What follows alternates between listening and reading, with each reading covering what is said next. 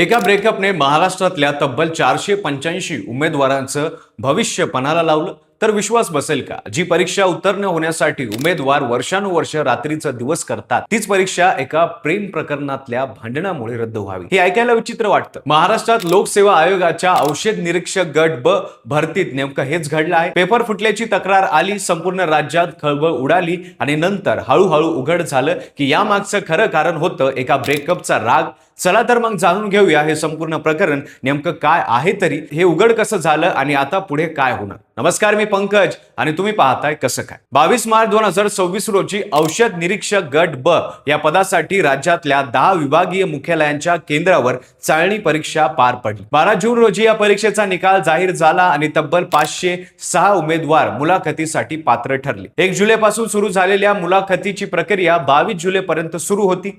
या मुलाखती पार पाडल्यानंतर आयोगाने आपल्या अधिकृत संकेतस्थळावरून 488 उमेदवारांची तात्पुरती गुणवत्ता यादी प्रसिद्ध केली आणि त्यातल्या 485 उमेदवारांना अंतिम निवडीसाठी पात्र घोषित केलं. वर्षानुवर्षांची मेहनत अखेर फळाला येणार अशी आशा या उमेदवारांना वाटत होती आणि सरकारी नोकरीचं स्वप्न प्रत्यक्षात उतरण्याची वेळ जवळ आली होती. स्पर्धा परीक्षेच्या क्षेत्रात औषध निरीक्षक हे पद तुलनेनं कमी जागाचं आणि त्यामुळेच अधिक अटीतटीचं मानलं जातं.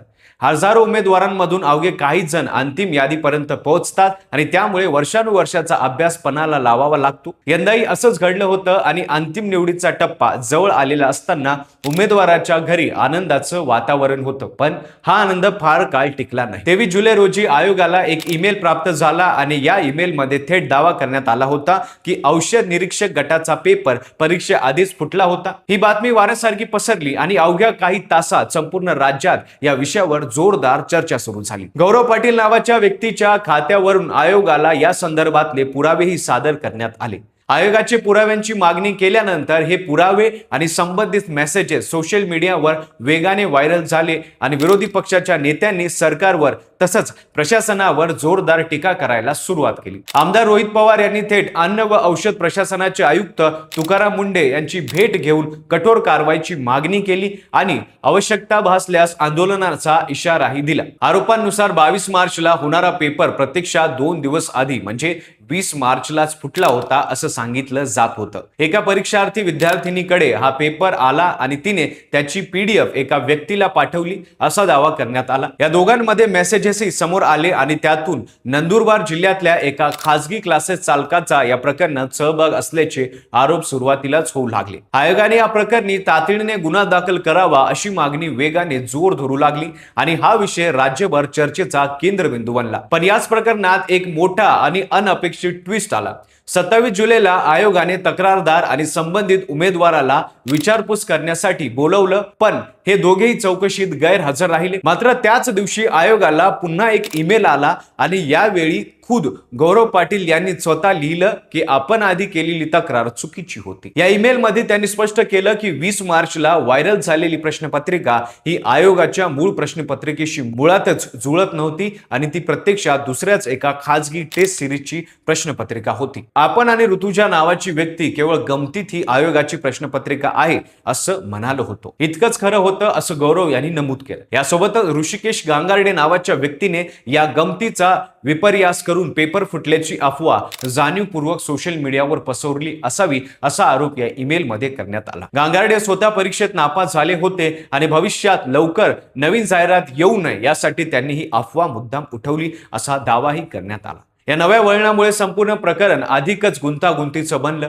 खुद तक्रारदारानेच तक्रार मागे घेतल्यामुळे मुळात पेपर फुटलाच नव्हता अशी चर्चा वेगाने पसरू लागली आणि आरोप मागे घेण्याची मागणी होऊ लागली. यातून राजकीय आरोप प्रत्यारोपांच्या फेरी झडू लागल्या. तरी आयोगाने हा विषय अत्यंत गांभीर्याने घेतला आणि प्राथमिक चौकशीची प्रक्रिया सुरूच ठेवली. डिजिटल पुराव्याची सखोल फॉरेन्सिक तपासणी करण्यासाठी आणि या प्रकरणातलं सत्य समोर आणण्यासाठी लवकरच पोलिसात औपचारिक तक्रार दाखल करण्यात येईल असं आयोगाकडून जाहीर करण्यात आलं. हा सगळा वाद काहीसा शांत होतोय असं वाटत असतानाच आयोगाने अंतर्गत पातळीवर एक सखोल चौकशी समिती नेमली आणि हे प्रकरण विशेष गुन्हा शाखेकडे वर्ग करण्यात आल्याच्याही बातम्या समोर येऊ लागल्या. यामुळे हे प्रकरण आता केवळ एका तक्रारीपुरतं मर्यादित न राहता एका मोठ्या तपासाचं स्वरूप घेऊ लागलं आणि इथूनच या संपूर्ण स्टोरी मधला सर्वात धक्कादायक भाग सुरू झाला.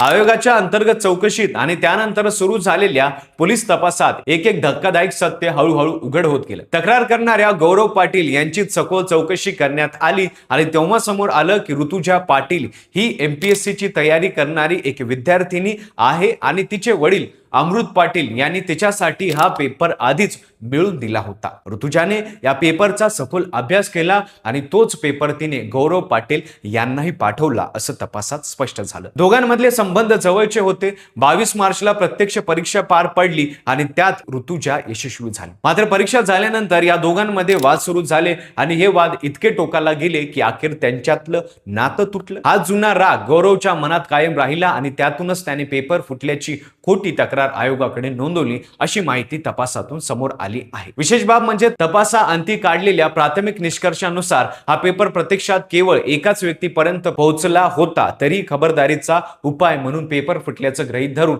संपूर्ण परीक्षा रद्द करण्याचा निर्णय आयोगाने घेतला. आता खरा प्रश्न होता तो म्हणजे मुळात हा पेपर फुटला कसा. तपासात असं समोर आलं की अमृत पाटील यांनी प्रवीण पाटील नावाच्या एका दलालामार्फत परीक्षेच्या तब्बल 2 दिवस आधीच हा पेपर मिळवला होता. हे प्रवीण पाटील नंदुरबार जिल्ह्यातलं कौतिल्य अकॅडमी नावाचे खाजगी क्लासेस चालवतात आणि याआधी विरोधी पक्षाच्या नेत्यांनी त्यांच्यावर पेपर फुटीचा सहभाग असल्याचा आरोप केला होता. तेव्हा त्यांनी हे सर्व आरोप ठामपणे फेटाळून लावले होते. मात्र आता हेच नाव या संपूर्ण प्रकरणातला सर्वात महत्त्वाचा धागा ठरतं आणि पोलिसांनी अमृत पाटील तसंच प्रवीण पाटील या दोघांनाही अटक केली.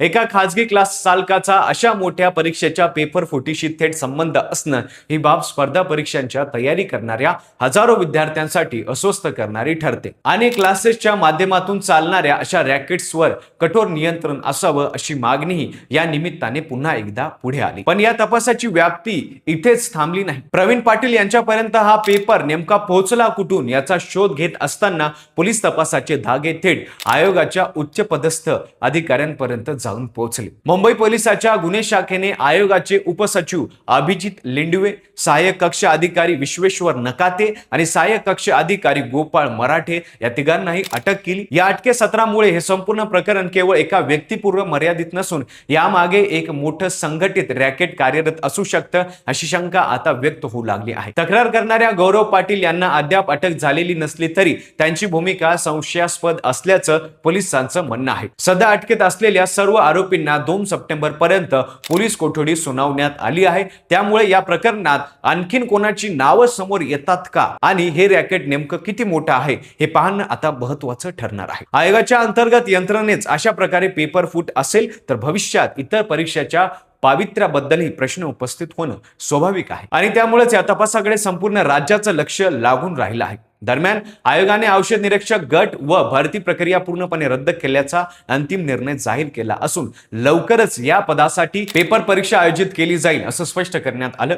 यासाठी आधीच पात्र ठरलेल्या उमेदवारांना पुन्हा नव्याने अर्ज करण्याची आवश्यकता भासणार नाही आणि कोणतेही अतिरिक्त परीक्षा शुल्क नाकारलं जाणार नाही. पेपर परीक्षा संदर्भातलं स्वतंत्र प्रसिद्धी पत्रक लवकरच जाहीर करण्यात येईल असंही आयोगांकडून सांगण्यात आलं आहे. एका ब्रेकअपच्या रागाने आज जवळपास 485 प्रामाणिक उमेदवारांच्या भविष्यावर मोठं प्रश्नचिन्ह उभं केलं आहे. पण संपूर्ण प्रकरणातला खरा मुद्दा फक्त या एका रागाचा किंवा त्या एका तक्रारीचा नाहीये, तर स्पर्धा परीक्षेच्या पावित्र्याला आतून पोखरणारी ही कीड नेमकी किती खोलवर पसरलेली आहे हा आहे. आज एक पेपर फुटला, उद्या याच पद्धतीने आणखीन कोणती परीक्षा बाधित होणार नाही याची खात्री आता नेमकी कोण देणार. लाखो उमेदवार डोळ्यात स्वप्न घेऊन दिवस रात्र अभ्यास करतात आणि अशा प्रकरणामुळे त्यांच्या मेहनतीवर प्रश्नचिन्ह उभं राहतं. त्यामुळे तपासातून जे काही सत्य समोर येईल त्यावर कठोरात कठोर कारवाई होणं आणि भविष्यात अशा घटनांची पुनरावृत्ती टाळण्यासाठी ठोस यंत्रणा उभी राहणं हीच खऱ्या अर्थाने या 485 उमेदवारांना मिळणारी